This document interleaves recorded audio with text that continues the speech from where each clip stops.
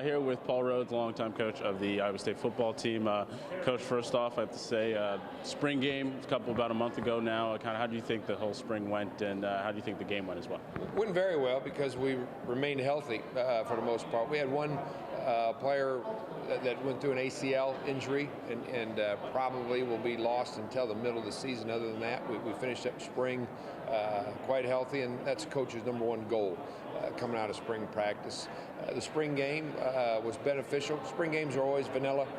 They're always fundamentals and technique and being very simple and basic in what you're doing. And we accomplished that, and I think left the field with a taste of confidence. And then another thing that spring brings is the NFL draft. No guys drafted, but some guys got to be able to sign their free agent. Have you talked to some of those guys on kind of what their next step is? Yeah, matter of fact, I communicated with E.J. Bibbs here just recently, and E.J. was able to sign a contract with the Cleveland Browns.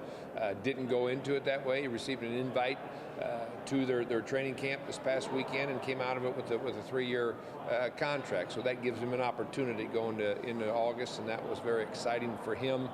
Happy for our guys that are in those positions right now, and they'll make the most of it. And then for you, your team coming up, fall schedule's out there.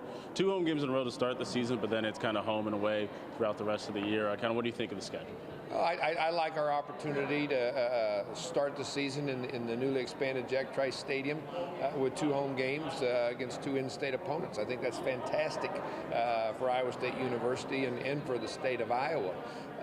Then, one of the things that the Big 12 has tried to accomplish in scheduling is staying away from back-to-back road games, and for the most part they do an excellent job of accomplishing that, and that's why the schedule is the way it is, where we're back and forth, and it's a favorable schedule in the fact that we have 2 weeks of class before we play our first game, and back to the way it was our first 4 years on the job, and I'm excited about that. And then you said 2 road games, not necessarily the goal, but you do end the season that way. How tough is it to kind of end the year on the road? Well, if we're trying to get in the BCS playoff, it'll be a bigger challenge for us having to do that on the road, but it'll be one we'll meet head on.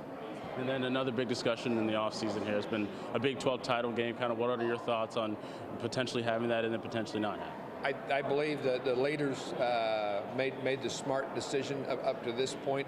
Way too early to make a knee-jerk reaction to what happened in 2014. You can easily paint the picture that we could have ended up with 2 teams in the inaugural playoff, and then we're not even talking about that. So taking the time to let it play out, to utilize our system the way it is, being the only league that plays every team in the league and determine its champion that way, I think will still be a positive benefit for us. And then lastly for you, how fun is it to kind of get out into the community, come down southeast area in Ottumwa, Iowa to start the Cyclone Tour this year? Love it.